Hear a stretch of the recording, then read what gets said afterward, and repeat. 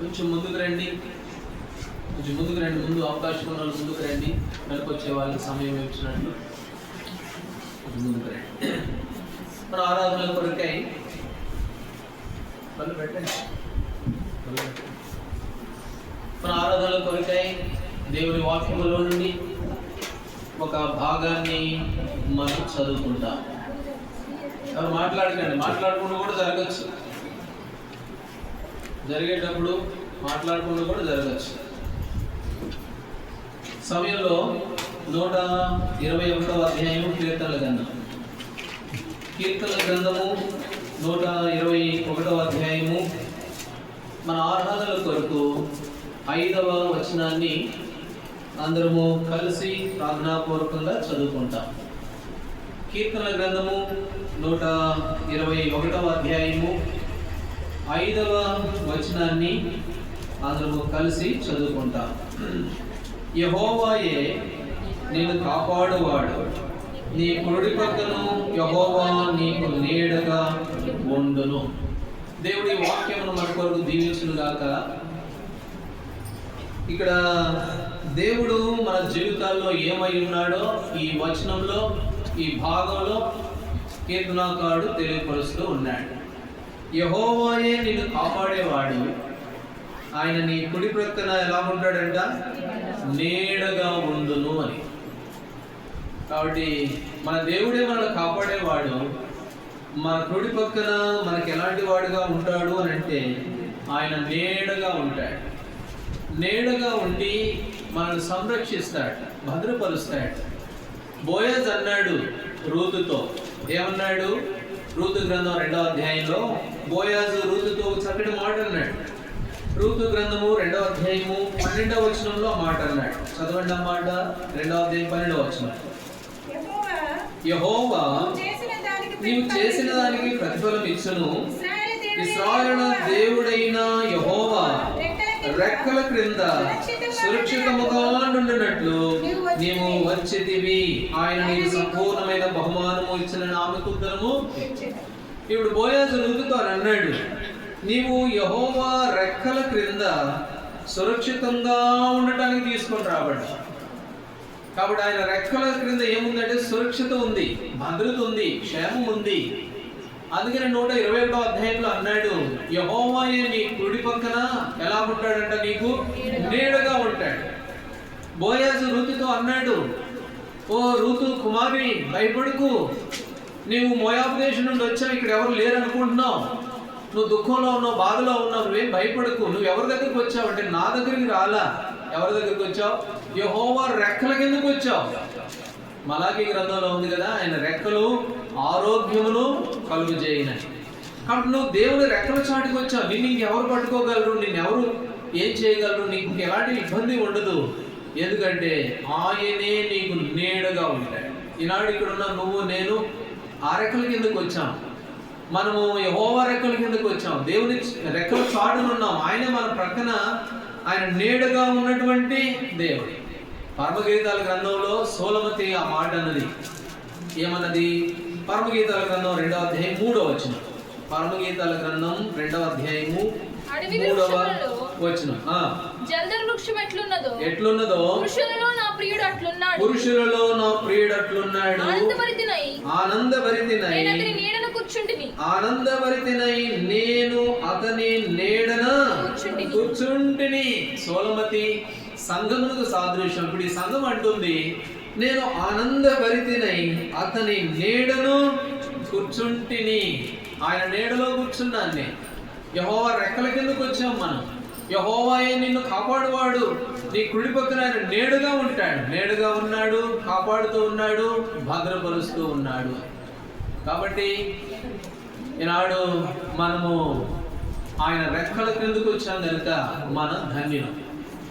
Brothers ఇద్దరిద్దరు కూర్చోండి, ముందుకు రండి. మీరిద్దరు అక్కడే ఇద్దరిద్దరు, జస్ట్ ముందుకు వచ్చి ఇద్దరు కొంచెం ఎదురుగా ఉంటే కొంచెం స్థలం వస్తుంది. ఆ తర్వాత సరే. ఇప్పుడు సోలమతి అంటుంది, నేను ఆయన రెక్కల క్రింద లేక ఆ జల్దరు వృక్షం క్రింద ఆనందభరితులై కూర్చున్నారు. కాబట్టి ఆయన ఆ జల్దరు వృక్షం కింద ఏముందంట? ఆనందం ఉంది. ఆయన రెక్కల చాటున ఏముంది? సురక్షిత ఉంది, భద్రత ఉంది. కాబట్టి ఈనాడు ఇక్కడ ఉన్నటువంటి నువ్వు నేను ఆయన రెక్కల కిందకు వచ్చాం. యెషయా గ్రంథం 49వ అధ్యాయంలో, యెషయా గ్రంథం 49వ అధ్యాయము 2వ వచనం చదవండి. 49:2. 49వ అధ్యాయము 49వ అధ్యాయం. వాడిగల ఖడ్గముగా ఆయన చేసి ఉన్నాడు. ఆ తన చేతి నీడలో నన్ను దాచి ఉన్నాడు. తన చేతి నీడలు ఎక్కడుందన్నమాట? 49:2 చూడు భాగం కదా. 49:2. తన చేతి నీడలో నన్ను ఏం చేశాడు? దాచి ఉన్నాడు. దేవుడు తన చేతి నీడలో మనల్ని దాచి ఉంచాడు. ఆయన నీడ, ఆయన మనకు కుడి పక్కన నీడగా ఉన్నాడు, కాపాడుతూ ఉన్నాడు, భద్రపరుస్తూ ఉన్నాడు. ఆయన నీడలో సురక్షితము, భద్రత ఉంది. ఆయనే తన చేతి నీడలో మనల్ని ఏం చేస్తూ ఉన్నాడంట? దాచి ఉంచాడు. హోషేయ గ్రంథం 14వ అధ్యాయం 7వ వచనంలో రాయబడింది, ఆయన నీడ కింద ఉన్న వాళ్ళంట అభివృద్ధి చెందుతారంట. చదువు తీగలిగితే చదవండి త్వరగా ఆ మాట కూడా. చెట్టునకు మంచు ఉన్నట్లు నేను అతని కుందును, చెట్టునకు మంచు ఉన్నట్లు నేను అతని కుందును, తామర పుష్పం పెరుగునట్లు అభివృద్ధి నందును, లేబాను పర్వతము దాని వేలు తన్నునట్లు వారు తమ వేలు తన్నుదురు. ఎన్నో వచ్చినమ్మా? 7వ వచనం. అతని నీడ యందు నివసించువారు మరలివంతురు, ధాన్యము వలె తిరిగి ముడుతురు, ద్రాక్షల చెట్టు వలె వికసితురు, లెబనోను ద్రాక్షరసం పరిమళింతురు. ఎవరు వీళ్ళు? వికసితురు, పరిమళింతురు, అభివృద్ధి చెందుతారు. ఎవరట? అతని నీడ యందు నివసించువారు. ఎవరి నీడ? అదే మన దేవుడైన ప్రభువైన యేసుక్రీస్తు వారి నీడ. ఆ నీడలోకి మనం వచ్చాం. ఆ నీడలో ఉంటే భద్రత ఉంది. ఆ నీడలో ఉంటే పరిమళిస్తారు, అభివృద్ధి పొందుతారు. ఆ నీడలో క్షేమం ఉంది. యెహోవాయే తన చేతి నీడలో మనల్ని ఏం చేస్తూ వచ్చాడు? దాచి ఉంచాడు అని. ఇది కృతజ్ఞత. అవును ప్రభా, నీవు నన్ను దాచి ఉంచావు, కాపాడుతూ వచ్చావు, భద్రపడుతూ వచ్చావు. అందుకనే మిమ్మల్ని ఆరాధిస్తున్నా, స్తుతిస్తున్నా, ఘనపరుస్తున్నాను అని చెప్పి ఈ ఉదయకాల సమయంలో మన ప్రభువును మనం స్తుతించవలసిన వారంగా ఉన్నాం. ఇది కేవలం ఉపోద్ఘాతమే. ఇంకా మన భాగంలోకి మనం వెళ్ళాలి. ఇది ఉపోద్ఘాతం.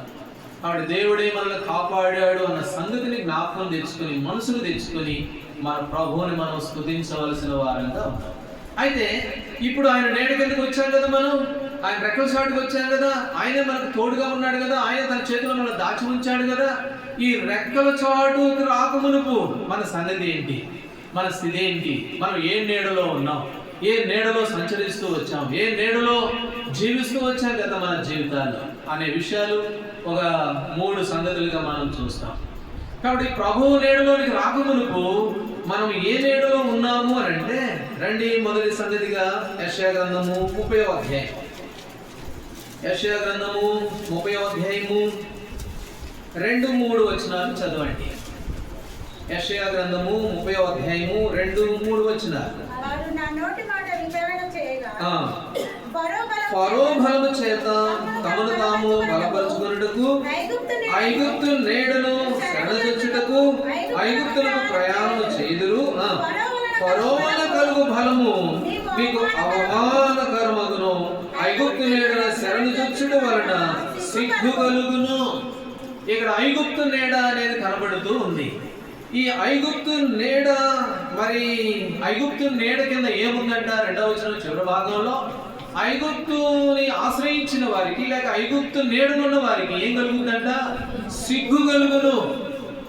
ప్రభువుని ఆశ్రయించిన మునుపు, ఆయన రెక్కల కిందకి రాకమునుపు మనము ఏ నీడనున్నాము అని అంటే ఐగుప్తు నీడను ఆశ్రయించాం.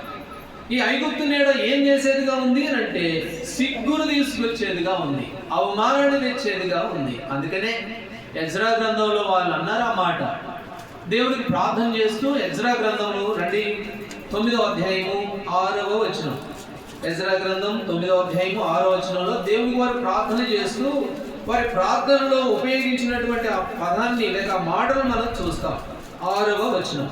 నా దేవా, నా దేవా, నా ముఖము నీ వైపు ఎత్తుకొనుటకు సిగ్గుపడి ఖిన్నుడనై ఉన్నాను. మా దోషములు మా తలలు పైగా హెచ్చి ఉన్నవి, మా అపరాధం ఆకాశం అంత ఎత్తుగా. ఇప్పుడు వాళ్ళు అంటున్నారు, ఏమంటున్నారు అని అంటే మా దేవా నా దేవా, ఆకాశం వైపు నా తలెత్తుకోవడానికి ఏం చేస్తున్నాను?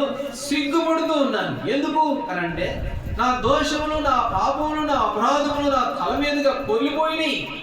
అందుకని ఆకాశం వైపు మీ వైపు చూడడానికి సిగ్గుపడుతూ ఉన్నాను, కిన్నుడనై ఉన్నాను.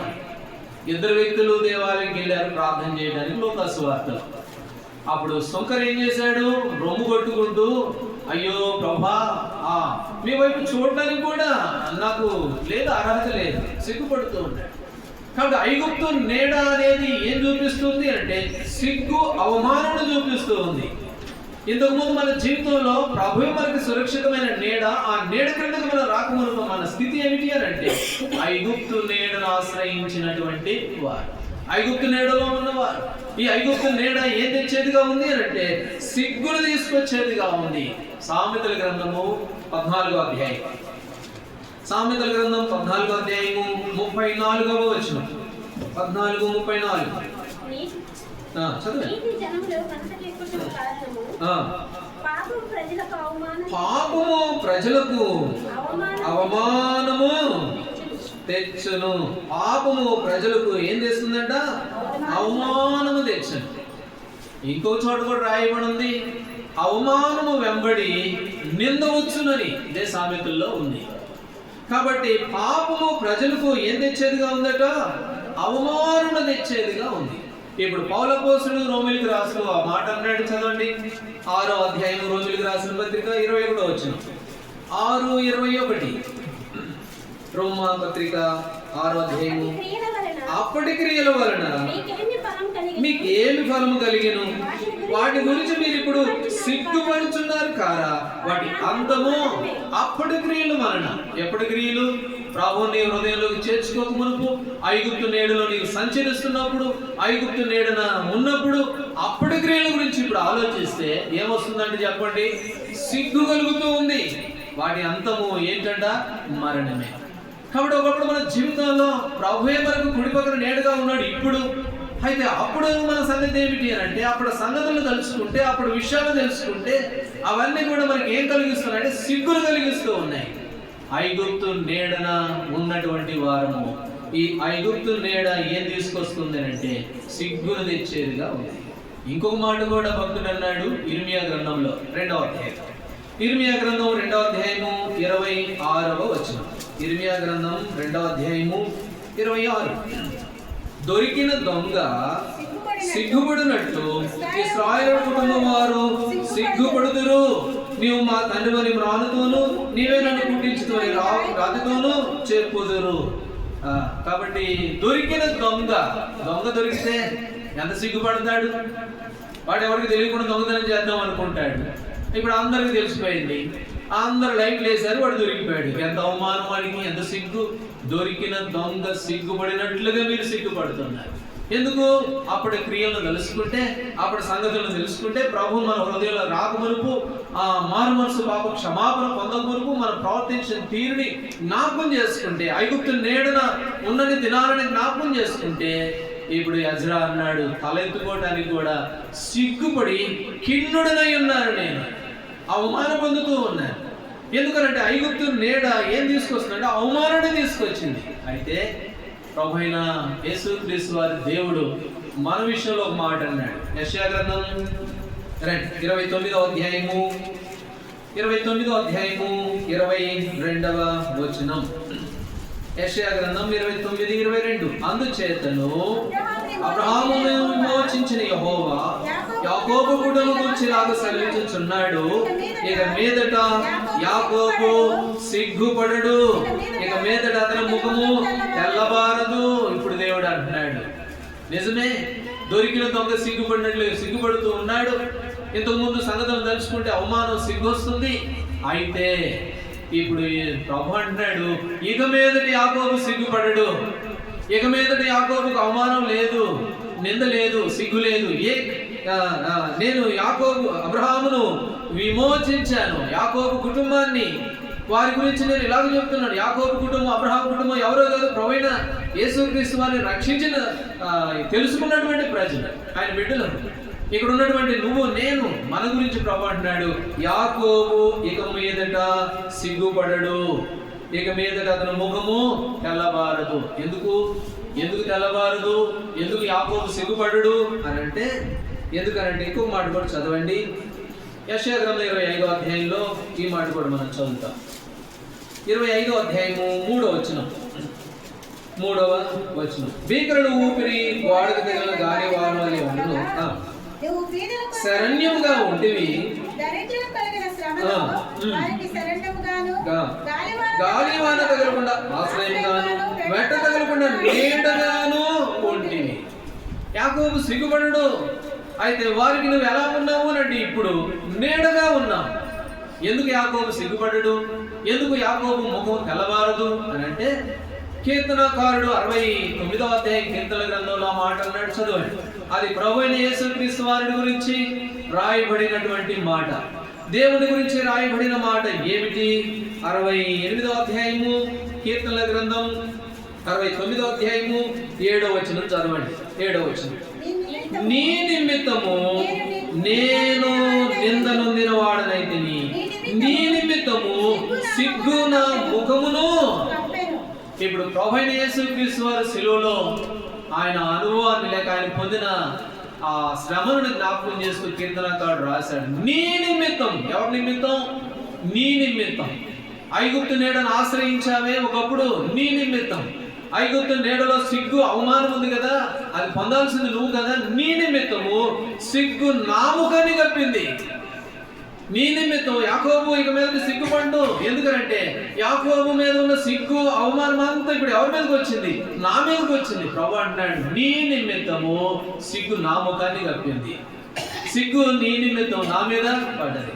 యెషయా గ్రంథంలో ఇంకో మాట కూడా ప్రభు శ్రమల గురించి రాయబడింది. చదవండి.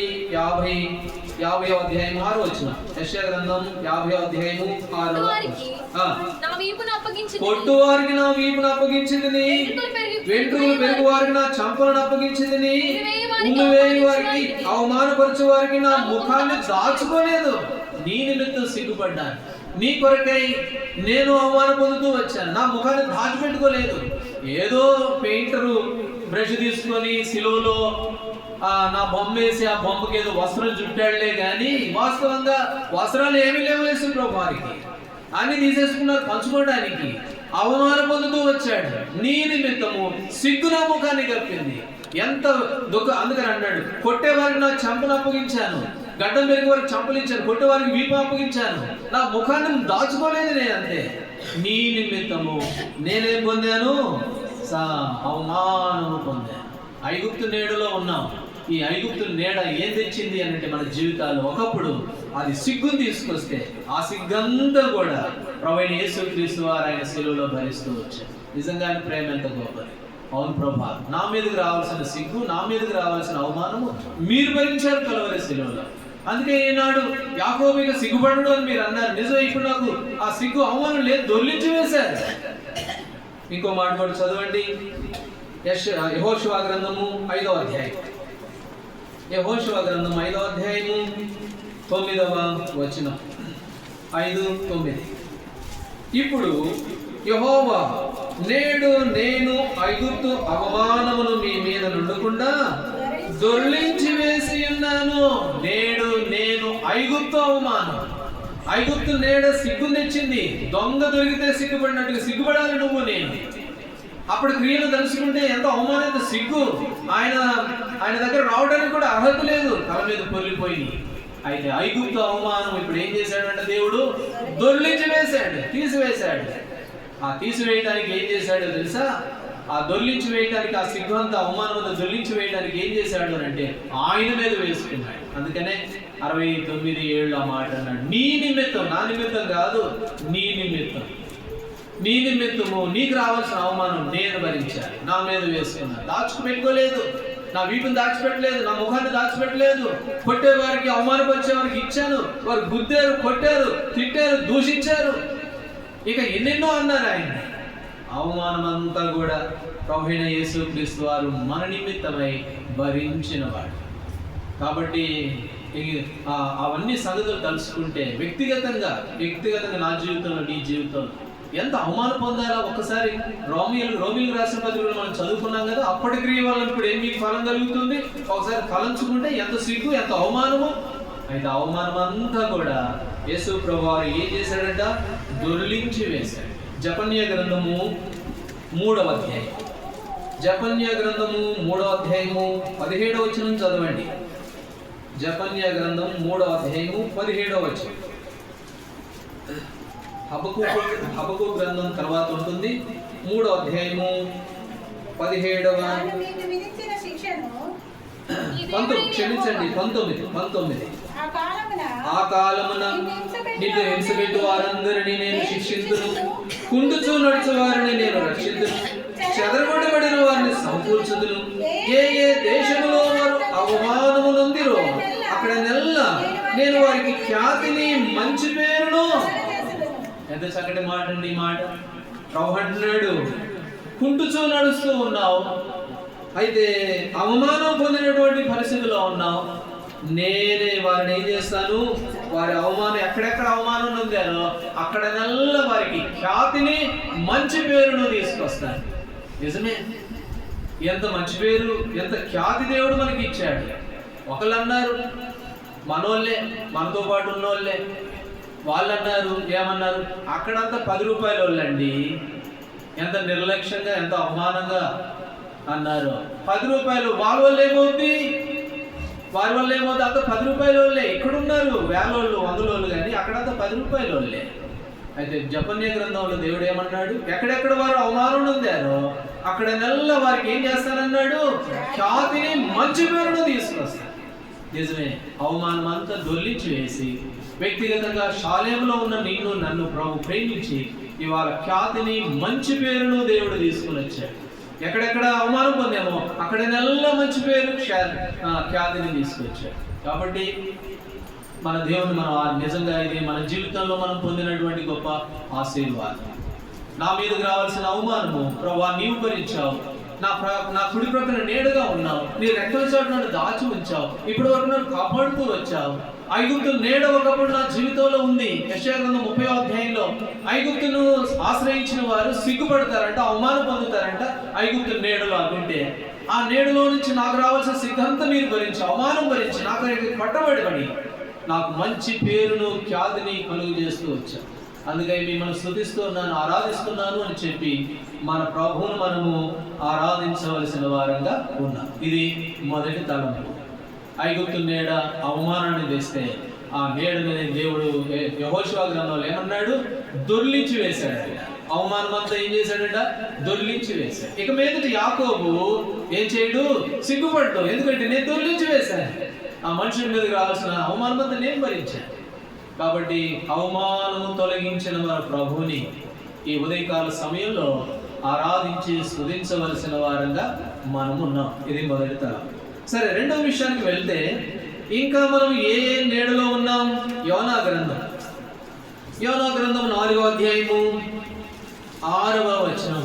ఇక్కడ ఒక నీడ ఉంది, చదవండి. యోనా గ్రంథం 4వ అధ్యాయము 6వ వచనం. దేవుడైన యెహోవా సొరచెట్టు ఒకటి ఏర్పరిచి అతనికి కలిగిన శ్రమను పోగొట్టుటకై అది పెరిగి యోనా తలపైగా నీడనిచ్చినట్లు చేశాడు. ఆ సొరచెట్టును చూచి యోనా బహు సంతోషించాడు. ఇప్పుడు యోనా గురించి మనం చూస్తే, యోనాకి విపరీతమైన ఎండ తగిలింది. వెంటనే దేవుడు సొరచెట్టును మొలిపించాడు. ఆ సొరచెట్టు కిందకు పోయాడు. ఆ యోనా తల మీద అది నీడనిచ్చినట్లుగా పెరిగిందంట. యోనా తల మీదగా నీడనిచ్చినట్లు పెరిగిన సొర చెట్టు. ఇప్పుడు ఆ సొర చెట్టు కింద ఉన్నాడు, ఆ సొర చెట్టు కింద ఉన్నాడు యోనా. అయితే 7వ వచనంలో ఆ సొర చెట్టు ఏమైపోయింది చెప్పండి. 7వ వచనం చివరి భాగంలో చెట్టు వాడిపోయిను. ఏమైపోయింది, సొర చెట్టు వాడిపోయింది. ఇప్పుడు రెండవదిగా మనుషుడు ఏ చెట్టు కిందకి వెళ్ళాడంటే వాడిపోయే చెట్టు నీడను ఆశ్రయించిన వాడు. ఒకప్పుడు మనం కూడా ఇలా తాత్కాలికమైన దాన్ని ఆశ్రయంగా చేసుకొని పాడైపోయే దాన్ని ఆ నీడను ఆశ్రయించిన వారు ఈ నీడలోనికి రాకమునుపు, యెహోవా ప్రక్కలోనికి రాకమునుపు, ఆయన రెక్కల కిందకి రాకమునుపు ఆయన చేతిలో దాచి ఉంచక మునుపు ఒకటి ఐగుప్తు నీడలో ఉన్నాం, రెండోది అప్పుడే ఎండిపోయేటువంటి తాత్కాలికమైన నీడను ఏర్పాటు చేసుకున్న వారము అని. ఇంకో మాట కూడా చదవండి, యెషయా గ్రంథము 40వ అధ్యాయము 7వ వచనం. 40వ అధ్యాయము 7వ వచనం. యెహోవా తన శ్వాసము దాని మీద ఊదగా గడ్డి ఎండును, పువ్వు వాడును, నిత్యముగా జనులు గడ్డి వంటి వారి. గడ్డి ఎండులో దాని పువ్వు దేవుని వాక్యం అయితే నిత్యము. కాబట్టి మనం ఎట్లాంటి గడ్డి ఎండిపోయింది, సొరచెట్టు ఎండిపోయింది. కాబట్టి నిత్యముగా మనం ఎట్లాంటి వారు అంటే ఎండిపోయే గడ్డి లాంటి వారు. యోబు ఇంకా చక్కటి మాట అన్నాడు 8వ అధ్యాయం. యోబు గ్రంథం 8వ అధ్యాయం 8వ వచనం. 8వ అధ్యాయము 8వ వచనం. మనము నిన్నటి వారమే, మనకి ఏమీ తెలియదు, మన భూమి మీద మన దినములు నీడవలే ఉన్నవి. నిన్నటోళ్ళమే. మన మన దినములన్నీ ఎట్లాంటివిగా ఉన్నాయంటే నీడవలే ఉన్నాయి. కీర్తన గ్రంథం 102వ అధ్యాయంలో కూడా ఇదే మాట ఉంది, చదవండి. 102వ అధ్యాయం కీర్తన గ్రంథం 11వ వచనం. నా దినములు సాగిపోయిన నీడను పోలి ఉన్నవి, గడ్డి వలె నేను వాడి ఉన్నాను. కాబట్టి మన నీడలు, మన దినాలు ఎట్లాంటివట? గడ్డి లాంటివి, వాడిపోయే నీడలు. యోనా ఏం చేస్తూ వచ్చాడంటే ఆ వాడిపోయే నీడని ఆశ్రయించి, అబ్బా ఎంత సంతోషం, ఎంత బాగుంది, ఎంత ఆరోగ్యం ఉంది, ఎంత క్షేమం ఉంది, నేను ఎంత బాగున్నాను, నా కుటుంబం ఎంత బాగుంది అని చెప్పి ఆ యోనా ఆ సొరచెట్టు చూసి బాగా సంతోషపడుతూ వచ్చాడు. అయితే ఒక పురుగు వచ్చింది, వెంటనే తొలిచేసరికి ఆ చెట్టు ఏమైపోయిందంట? వాడిపోయింది. మన దినాలన్నీ ఎట్లాంటివే. మన దినాలన్నీ మన స్థితి అంతా కూడా ఎట్లాంటిది అంటే సాగిపోయే నీడ లాంటిది, గడ్డి ఎండిపోయేటువంటి నీడ లాంటిది. అవును, ఒకప్పుడు మన జీవితంలో మనకున్నటువంటి శక్తిని బట్టి, మనకున్న బలాన్ని బట్టి దాన్ని ఆశ్రయించి ఎంత బాగుందిలే అని చెప్పి దేవుణ్ణి మరిచిన వారుగా, ఆ నీడను బట్టి సంతోషించినట్లుగా మనల్ని బట్టి మనం ఎంత సంతోషపడుతూ వచ్చాము. అందుకని అంటాడు సాగిపోయే నీడల. ఇంకొక మాట కూడా ఉంది, మొదటి దినవృత్తాంతముల గ్రంథంలో చదవండి ఆ మాట. 29వ అధ్యాయం 15వ వచనంలో భక్తులు ఎంతో అనుభవంతో వారు అన్నారు ఆ మాట. మొదటి దినవృత్తాంతములు 29వ అధ్యాయము 15వ వచనం. 29:15. మా పితరులందరి వలె మేమును నీ సన్నిధిని అతిథులను ప్రదేశంలో ఉన్నాను. మా భూనివాస కాలము నేడంతయు అంత అస్థిరము, స్థిరంగా ఉన్నవాడు ఒక్కడును. కాబట్టి మా నివాస నీడ, ఈ భూనివాస నీడ అంతా కూడా ఎట్లాంటిదంట? అస్థిరము, స్థిరంగా కాదు. స్థిరంగా ఉన్నవాడు ఒక్కడు కూడా లేదు. ఈ భూమి మీద ఒక్కడు కూడా లేదు. అయితే ఒకప్పుడు మన జీవితంలో ఇదేలే, నేనే స్థిరములే, నేనే బాగున్నానులే, ఈ సొరచెట్టే బాగా ఎక్కువ దినాలు ఉంటదిలే అని చెప్పి అతిశయించి దేవుణ్ణి మరిచి, గత వారంలో చెప్పుకున్నట్లుగా ఎన్నోసార్లు మర్చిపోయాం. కాబట్టి సొరచెట్టును ఆశ్రయం చేసుకున్నటువంటి నేను, ఈ భూమి మీద ఒక్కడు కూడా స్థిరంగా ఉన్నవాడు లేదు. అందుకనే సాగిపోయే నీడ లాంటిదంట, సాగిపోయే నీడ, దాన్ని ఆశ్రయించాం, దేవుణ్ణి మర్చిపోతూ వచ్చాం. అయితే ప్రభు మన జీవితంలో ఒక గొప్ప కార్యం చేశాడు. అట్లా అనుకున్న వాళ్ళు చాలా మంది వాడిపోయారు, లేరు, నేటి దినాన్ని లేరు. ద్వితీయోపదేశకాండం రండి. ద్వితీయోపదేశకాండం 4వ అధ్యాయము 20వ వచనం. ద్వితీయోపదేశకాండము 4వ అధ్యాయము 20వ వచనం చదవండి. ఏలయనగా 20వ వచనం, 4వ అధ్యాయం 20వ వచనం.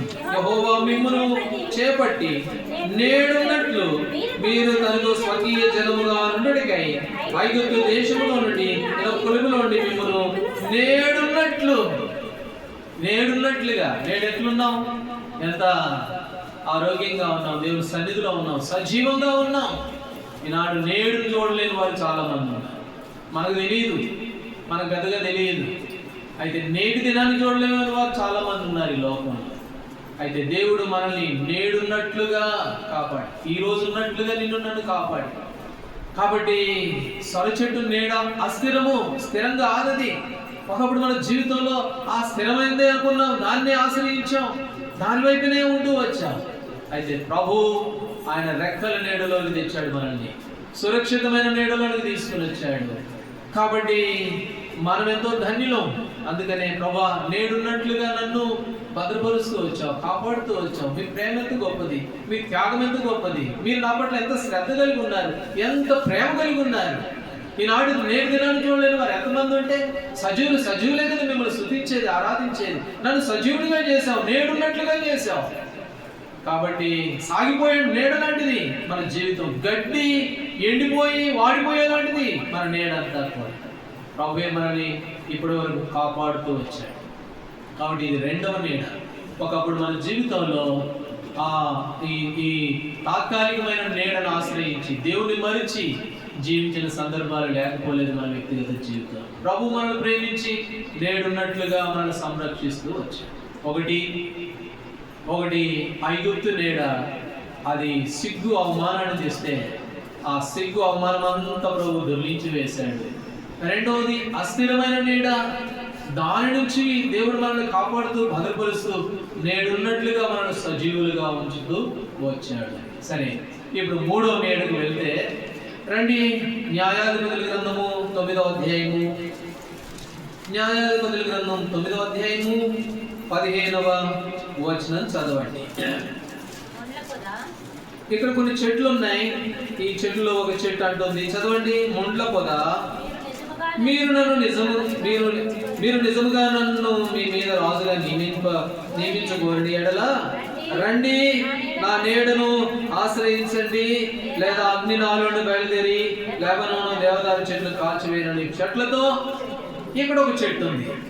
ఏమిటి చెట్టు అని అంటే, చెట్టు కూడా కాదు, ఒక పొద. ఏమిటి పొద అంటే ముండ్ల పొద. ఈ ముండ్ల పొద అంటుంది, రండి నా నీడను ఆశ్రయించండి. కాబట్టి ముండ్ల పొద నీడ. ఒకటి ఐగుప్తు నీడ, అది అవమానాన్ని చూపించింది. సొర చెట్టు నీడ అస్థిరత్వాన్ని చూపించింది. మూడోదిగా ముండ్ల పొద నీడ. ఈ ముండ్ల పొద నీడ అనేది ఏం చూపిస్తుందంటే శాపాన్ని చూపిస్తూ ఉంది. ఎక్కడి నుండి వచ్చినాయి ఈ ముండ్లు? ఎక్కడి నుండి వచ్చినాయి చెప్పండి. ఆది కాండంలో దేవుడు ఆదామును బట్టి ఏం చేశాడు? చదవండి అన్నమాట. 3వ అధ్యాయము, ఆది కాండం 3వ అధ్యాయము 18వ వచనం. 3వ అధ్యాయము 18వ వచనం. అది ముండ్ల తుప్పలను గచ్చ పొదలను నీకు మొలిపించును. ఇప్పుడు ఆదాముని దేవుడు ఆదాముని బట్టి 17వ వచనంలో నీ నిమిత్తము నేల శపించబడ్డది. నీ నిమిత్తము నేల ఏం చేయబడ్డది? శపించబడ్డది. ఏమిటి ఆ శాపము, దాని ఫలితము అని అంటే అది ముండ్ల తుప్పలను గచ్చ పొద. కాబట్టి ఇప్పుడు ఈ ముండ్ల పొద అనేది నీడనిచ్చేదిగా ఉంది. అందుకే అన్నది ఆ మాట, రండి నా నీడను ఆశ్రయించండి అని అంటున్నా ముండ్ల పొద. అయితే ఈ ముండ్ల పొద ఎక్కడి నుండి వచ్చింది అని అంటే అది శాపము. దేవుడు శపించాడు. అప్పుడే భూమి మీద ముళ్ళ పొదలు గచ్చ పొదలు వచ్చేసినాయి. ముళ్ళ తుప్పులు గచ్చ పొదలు. ఈ ముండ్ల పొద నీడ అనేది మూడోది ఏం చూపిస్తుందంటే శాపాన్ని చూపిస్తూ ఉంది. యోహానుకు రాసిన మొదటి పత్రిక, యోహానుకు రాసిన మొదటి పత్రిక 5వ అధ్యాయము 19వ వచనం. 5:19 చదవండి అన్నమాట. యోహానుకు రాసిన మొదటి పత్రిక 5వ అధ్యాయం 19. లోకమంతయు దుష్టుని యందు ఉన్నదని ఎరుగుదుము. కాబట్టి లోకమంతా ఎవరి యందు ఉందంట? దుష్టుని యందు ఉంది. లోకంలో ఏముంది? శాపం ఉంది. లోకమంతా శపించబడ్డది. లోకములో ముళ్ళ తుప్పలు గచ్చ పొదలు పోల్చినాయి. ఇప్పుడు లోకమంతా ఎవరి యందు ఉంది అని అంటే దుష్టుని యందు ఉంది. అందుకని దేవుడు అన్నాడు అన్నమాట. యాకోబు రాసిన పత్రిక 4వ అధ్యాయం 4వ వచనంలో ఏమన్నాడు చెప్పండి అన్నమాట. ఎవడైతే లోకముతో స్నేహము చేయకూడనో వాడు దేవునికి మిత్రుడు అవుతాడా? శత్రువగును. లోకంలో ఉన్నదంతా ఏమిటి? శరీరాశ, నేత్రాశ, జీవుడము. లోకమందు ఎవరి యందు ఉన్నది? దుష్టుని యందు ఉన్నది. ఇప్పుడు లోకంలో ఏమున్నాయి? ముళ్ళ పొదలు గచ్చ తుప్పలో ఉన్నాయి. ఇవన్నీ ఎక్కడి నుండి వచ్చినాయి అంటే అవి శాపాన్ని బట్టి వచ్చినాయి. ఎవడైతే లోకంతో స్నేహం చేస్తాడో వాడు దేవునికి ఏమవుతాడు చెప్పండి? శత్రువు. రోమిలికి రాసిన పత్రిక 5:10 ఏలయనగా మనము శత్రువులమై ఉండగా యేసు ప్రభు వారికి దేవునికి మన కొరకై ప్రాణం పెట్టిన దేవుడు. లోకంతో స్నేహం చేసి లోకాన్ని ఆశ్రయించి లోకము నేడులో ఉన్నటువంటి మనల్ని దేవుడు ప్రేమించి మన కొరకై ప్రాణం పెడుతూ వచ్చాడు. శత్రువులు ఇప్పుడు ఏమైపోయారంటే మిత్రులైపోతూ వచ్చాం. మిమ్మల్ని ఇక్కడి నుంచి నేను దాసులని పిలవను, ఏమని పిలుస్తాను? స్నేహితులని పిలుస్తానని ప్రభు అన్నాడు. శత్రువులు కాస్త ఇప్పుడు దేవునికి ఏమైపోయామట? మిత్రులైపోయాం, స్నేహితులు అయిపోయాం. నిజంగా ఎంత గొప్ప ఆశీర్వాదం ఇది! ఎంత గొప్ప క్రైము! ఏమిచ్చాను నాన్న తీర్చగలం. అవును ప్రభా, నేను శాపమనే ఈ ముండ్ల పొదలాంటి లోకంలో స్నేహం చేస్తూ వచ్చాను. గతంలో లోకంలో శరీరాశ, నేత్రాశ, లోకమంతా దృష్టిని అందుంటే నేను వాని అందున్నాను. హబక్కూకు గ్రంథం 1:15 వాడు గాలం వేసి మానవులందరిని గుర్చి లాగుతూ ఉన్నాడంట. వాని ఆ గాలానికి చిక్కబడిన వాడని నేను. లోకంలో నేను ఉండడం ద్వారా, లోకంతో స్నేహం చేయడం ద్వారా మీకేమైపోయారంటే శత్రుడైపోతూ వచ్చాను. కాబట్టి ముండ్ల పొద నీడ అనేది మూడవదిగా ఏం చూపిస్తుందంటే శాపాన్ని చూపిస్తే ఆ శాపమంతటికి మన మీద మనము బాధ్యులమై ఉన్నాం. హెబ్రీయులకు రాసిన పత్రిక 6వ అధ్యాయం. హెబ్రీయులకు రాసిన పత్రిక 6వ అధ్యాయము 8వ వచనం చదవండి. హెబ్రీ 6:8 వచనం. అయితే ముండ్ల తుప్పలను గచ్చ తీగలను దాని మీద పెరిగిన ఎడల అది పనికిరానిదని విసర్జింపబడి శాపము పొందదగును, తుదికది కాల్చివేయబడును. ఒకవేళ గచ్చ పొదలు, ముళ్ళ తుప్పలు, గచ్చ తీగలు దాని మీద పెరిగినవే అనుకోండి, అది ఏం చేయబడుతుంది? శాపానికి అది అర్హురాలు. అయితే ఏం చేస్తుంది? అది తుదికది కాల్చివేయబడుతుంది. నిజమే, ఒకప్పుడు మన జీవితంలో ఈ గచ్చ పొదలు, ముళ్ళ తుప్పలు లేకపోలేదు. గచ్చ పొదలు, ముళ్ళ తుప్పలు అంటే ఏంటో కాదు, లోకంలో ఏముంది? శాపం ఉంది. 3:18 వచనం, నీ నిమిత్తం నేల శపించబడ్డది. లోకమంతా కూడా దుష్టి యందు ఉంది. ఈ లోకంలో ఉన్నాం, లోకంలో జీవిస్తూ వచ్చాం. నిశ్చయముగా దేవుని శాపములకు మనము పాత్రులం, కాల్చివేయబడడానికి అర్హులం. అయితే ప్రభు ఏం చేస్తూ వచ్చాడు అంటే ఆ శాపమును ఆశీర్వాదంగా ఆయన మారుస్తూ వచ్చాడు. గలతీయులకు రాసిన పత్రికలో ఇంకా ఎంతో రిఫరెన్స్లు ఉన్నాయి. కాబట్టి శాపము తొలగించబడ్డది. లోకము శపించబడిన ముండ్ల పొద నీడ నుంచి ఈనాడు మనం తప్పించబడ్డాం. ఇంకో మాట కూడా చదవండి. యెషయా గ్రంథం 55వ అధ్యాయము.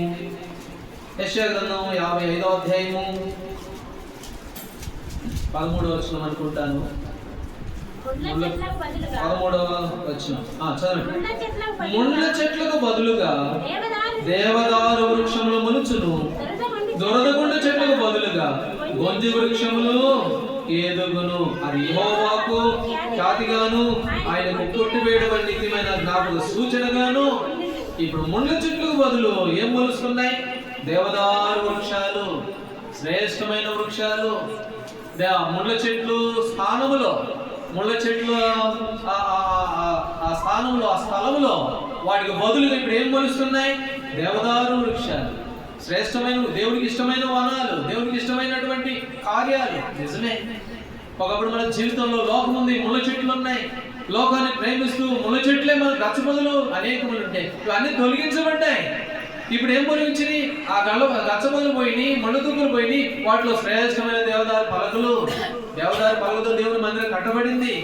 దేవుడు ఉపయోగించుకున్నటువంటి చెట్లు, దేవునికి ఇష్టమైనటువంటి స్వభావము, అవన్నీ కూడా మన జీవితాల్లో మరి మూడవదిగా దేవుడు మనకు అనుగ్రహిస్తూ వచ్చాడు. నిజమే ప్రభా, ఒకప్పుడు లోకము శపించబడిన ముళ్ళ పొదకు పోల్చబడిన లోకంతో దానిని నీడని నేను ఉండిని, ఆ ముండ్ల పొదల నీడలో నేను ఉన్నాను. అయితే ఇప్పుడు ముళ్ళ చెట్లకు బదులు ఏమొచ్చినాయట? దేవదారు వృక్షాలు.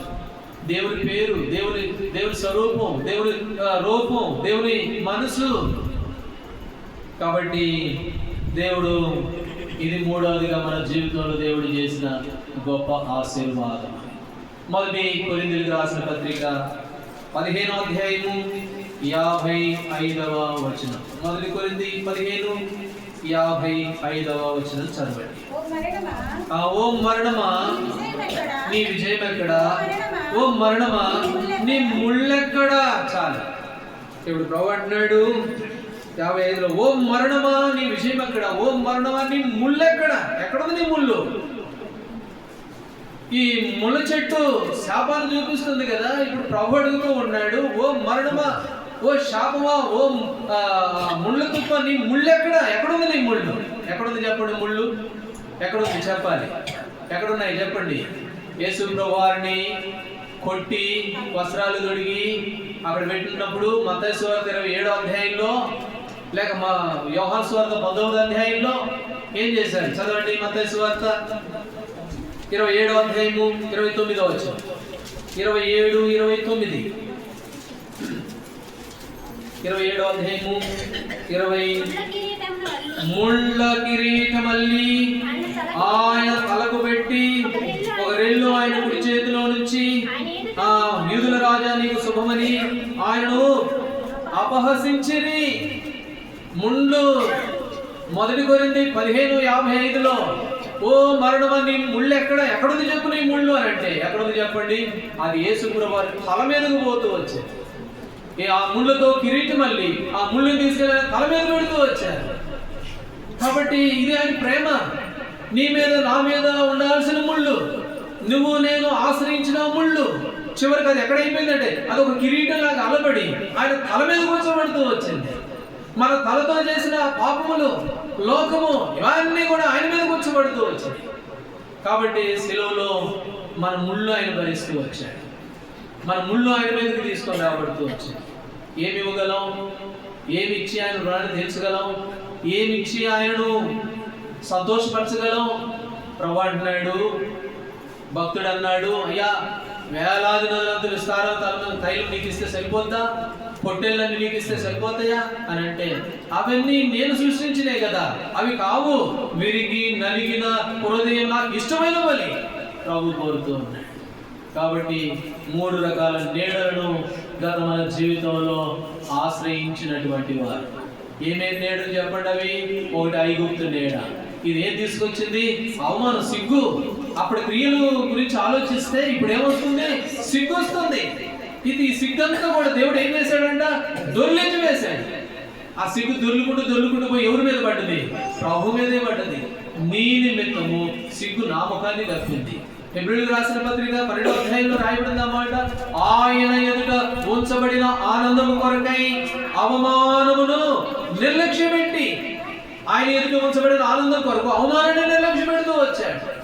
హేళన చేసి కొట్టి, ఎవరు కొట్టారు చెప్పు చూద్దామని అపహసిస్తూ ఉంటే భరిస్తూ వచ్చాడు. ఎందుకు అంటే నీ నిమిత్తం, నా నిమిత్తం మన మీదకి రావాల్సిన అవమానం. ఐగుప్తు నీడలో ఉన్నాం, దొరికిన దొంగ సిగ్గుపడినట్లు సిగ్గుపడాలి. నువ్వు నేను తలెత్తుకోవడానికి కూడా అర్హత లేదు, ఇక్కడ రావడానికి కూడా అర్హత లేదు. ఎజ్రా అన్నాడు ఆ మాట, ఓ దేవా నా దేవా నా దేవా, తలెత్తుకోవడానికి సిగ్గుపడి కిన్నుడగా ఉన్నాను, ఎదురు రావడానికి కూడా నాకు అర్హత లేదు. అది మన బ్రతుకు, అది మన జీవితం. దేవుడు దాన్ని దొర్లించి వేశాడు. ఇది మన జీవితంలో మనం పొందిన మొదటి ఆశీర్వాదం. అందుకని ప్రభువును ఆరాధించాలి, ప్రభువును స్తుతించాలి. ఎందుకు దేవుడు కనపరచాలి? ఎందుకు ఆరాధించాలి? ఈ విధంగా ఎందుకు రావాలండి? దూరాలు, ఎండలు ఇవన్నీ లెక్క చేయకుండా డబ్బు ఖర్చు పెట్టుకుని ఎందుకు రావాలి దేవుడు మందిరానికేనంటే ఐగుప్తు నీడను దొర్లించి వేశాడు ప్రభు. రెండవదిగా సొర చెట్టు నీడ, ఇది తాత్కాలికమైంది. ఓ ఇదే చాలు, ఇదే గొప్పది అనుకున్నాంలే, కానీ నేడున్నట్టుగా నిన్ను కాపాడింది దేవుడే. ఒక ఆయనకు బాగా డబ్బు ఉంది, ఎంతైనా పెట్టగలడు వైద్యానికి, బాగా పాటలు పాడతాడు. వచ్చింది కరోనా, ఇక అంతే, ఎన్ని కోట్లు పెట్టినా కూడా ఉపయోగం లేకుండా అయిపోయింది. కాబట్టి గాయకుడు అయినా మంచి గాయకుడు, కావాల్సినంత డబ్బు ఉంది, ఎంత వైద్యం చేయించుకోగలడు, లేదు, అవకాశం లేదు. దేవుడు మనల్ని నేడున్నట్లుగా సజీవంగా కాపాడాడు. ఓ తాత్కాలికమైన సొర చెట్టు, తాత్కాలికమైన దానిని ఆశ్రయించి చాలా మంది ఉన్నారు కానీ లేదు, దేవుడే మనకు కుడి పక్కన నేడుగా ఉండి ఇప్పటి వరకు మనం సజీవంగా ఉంచాడు. మూడవదిగా ముళ్ళ చెట్టు నీడ, ఇది శాపాన్ని చూపిస్తూ ఉంటే ఆ ముళ్ళన్నీ కూడా ప్రభు మీదకు వెళ్ళిపోయినాయి. నీ మీదకు నా మీదకు రావాల్సిన శిక్ష, నీ మీద మన మీద ఉండాల్సిన అవమానము. కాబట్టి ప్రభు భరిస్తూ వచ్చాడు. కీర్తన గ్రంథము 21వ అధ్యాయం 5వ వచనంలో యెహోవాయే నిన్ను కాపాడువాడు, నీ కుడి ప్రక్కన ఆయన ఎలా ఉన్నాడు? నీడగా ఉన్నాడు. ఆయన కుడి పక్కన నీడగా ఉన్నాడంటే ఉట్టిగా రాలది. ఏదో సామాన్యంగా చదువుకుంటే అమ్మాయి దేవుడు నాకు తోడుగా ఉన్నాడంటే నన్ను కాపాడుతాడంటే అనుకుంటారు, కానీ సామాన్యంగా వచ్చింది నీడ కాదది. ఆ నీడ వెనక ఎంత క్రైమ్ ఉందో చూడు. ఆ నీడ వెనక ఆ రెక్కల కింద రావడానికి, ఆ రెక్కల కింద చేర్చుకోవడానికి ప్రభు పడిన పాటలను మనం ఒకసారి గమనిస్తాం. భక్తుడు పాట రాశాడు. ఏ పాట? ఆనాటి యోధులే నిన్ను చంపి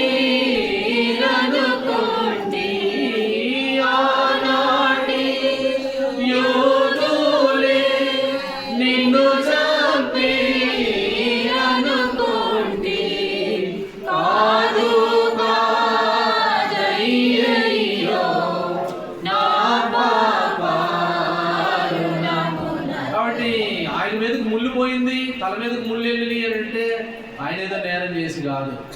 మనకు రావాల్సిన నీ ముళ్ళెక్కడా? ఓ మరణం నీ ముళ్ళెక్కడా అని అంటే అది ప్రభు తల మీద ఉంది.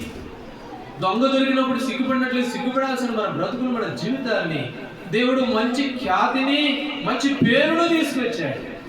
కాబట్టి పొందిన మేలు ఎంత గొప్పవి. గడ్డి ఎండును, పువ్వు రాలను, ఇది మన బ్రతుకు.